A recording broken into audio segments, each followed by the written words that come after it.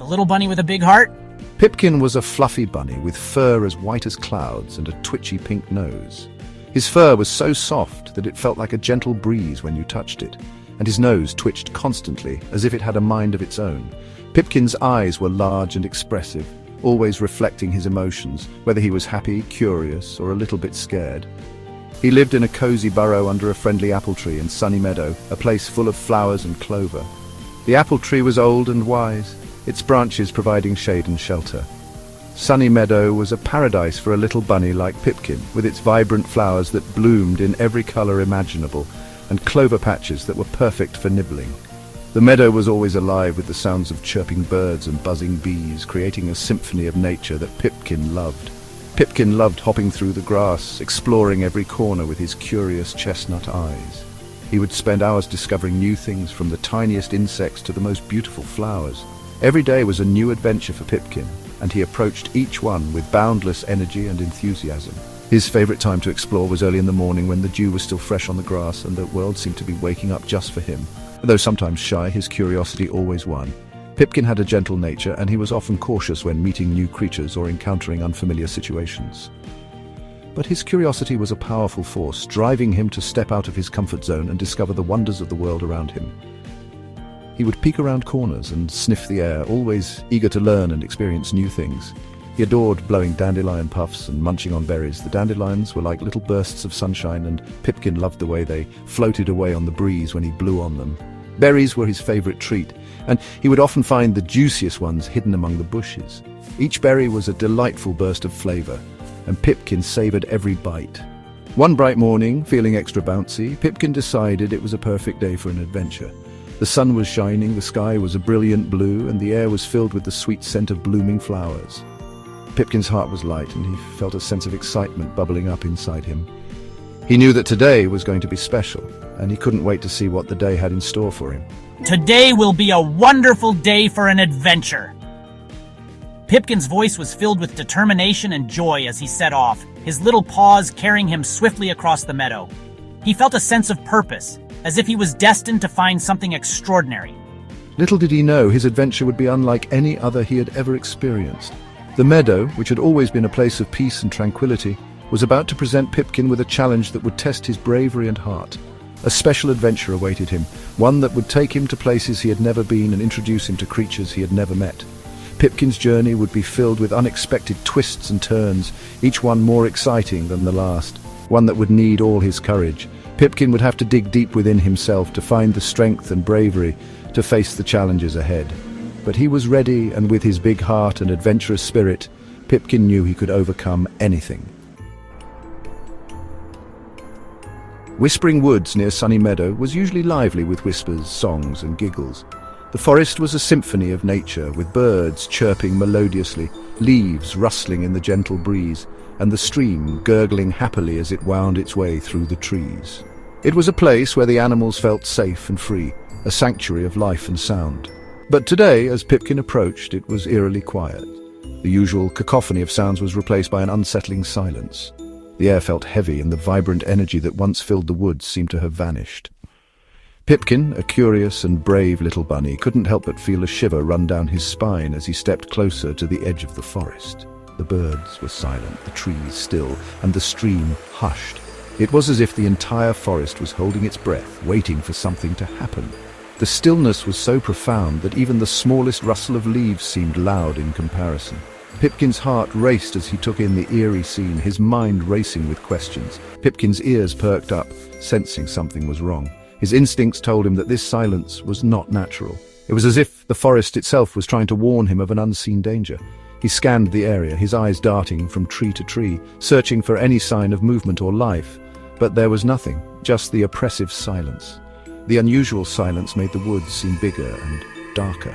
The familiar paths and clearings now appeared ominous and foreboding. Shadows seemed to stretch longer, and the once welcoming canopy of leaves now felt like a heavy shroud. Pipkin took a deep breath, trying to steady his nerves. He knew he had to be brave, for the sake of his friends and the forest he loved. Yet his curiosity pushed him forward. Despite the fear gnawing at his heart, Pipkin couldn't turn back. He had to find out what had caused this strange silence. With each cautious step, he ventured deeper into the woods, his senses on high alert. The deeper he went, the more he felt the weight of the silence pressing down on him. I must find out what has happened, Pipkin thought to himself, his determination growing stronger with each step. He couldn't shake the feeling that something terrible had occurred, and he was resolved to uncover the truth. His small paws moved swiftly but quietly, his eyes scanning the surroundings for any clues. Pipkin whispered to a puzzled ladybug. "Have you seen anything unusual?" he asked softly. The ladybug, perched on a leaf, looked just as confused as Pipkin felt. It shook its tiny head, indicating that it too was unaware of what had transpired. This only deepened Pipkin's resolve to get to the bottom of the mystery. Determined to solve the mystery, he ventured into the woods, his mind racing with possibilities. What could have caused such a sudden and complete silence? Was it a predator, a natural disaster, or something even more sinister? Pipkin's imagination ran wild, but he knew he had to stay focused and alert, hoping his friends were okay. The thought of his friends in danger spurred him on. He couldn't bear the idea of anything happening to them. With renewed determination, Pipkin pressed forward, his eyes sharp and his ears perked, ready to face whatever lay ahead. The mystery of the Whispering Woods had to be solved, and Pipkin was the bunny to do it. Pipkin entered the woods, hearing only the crunch of leaves. Suddenly, Squeaky the squirrel appeared, looking worried. Pipkin, it's so quiet, I don't like it one bit. Squeaky dropped his acorn in surprise, making Pipkin giggle. Yes, Squeaky, I want to find out why it's so quiet. You do? That's brave. Can I come with you? Of course you can come, Squeaky. Together they set off deeper into the silent woods, determined to uncover the mystery. As they ventured further into the heart of the forest, the air grew still and the usual symphony of nature seemed to have vanished. Suddenly they heard a loud sneeze, echoing through the trees. It was Barnaby the bear, looking utterly miserable with a tickly nose. His sneezes were so powerful that they shook the leaves off the nearby trees. Achoo! This silence is making me sneeze. I can't stand it anymore. Pipkin, the tiny mouse, felt sorry for Barnaby. He scampered up to the bear and patted his paw gently. We're trying to find out why the woods are so quiet. Maybe if we solve this mystery, we can help stop your sneezes too. Oh, do you think so? I miss the buzzing bees and chirping crickets. Their sounds always made me feel at home. With Barnaby's hope renewed, they continued their quest to bring back the sounds of the woods. They walked deeper into the forest, determined to uncover the mystery.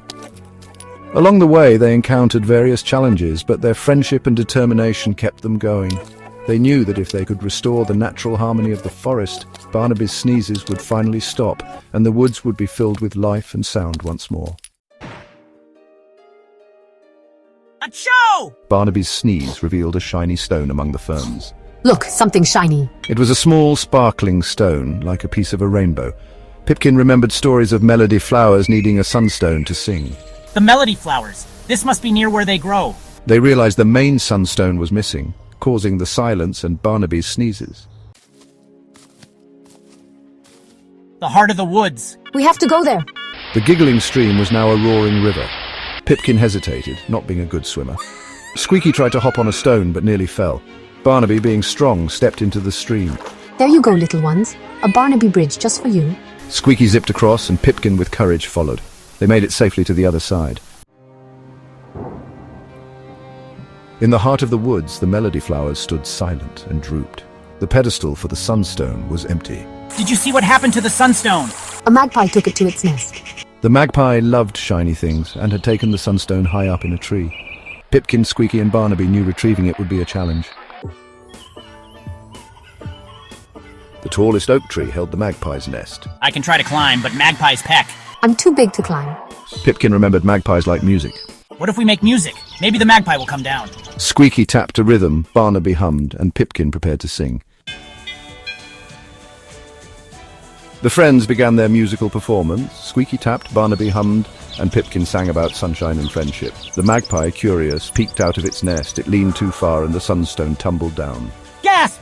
Pipkin placed the sunstone back on the pedestal. The melody flowers sang, the woods came alive, and Barnaby stopped sneezing. Pipkin learned that with courage and friends, any challenge can be overcome.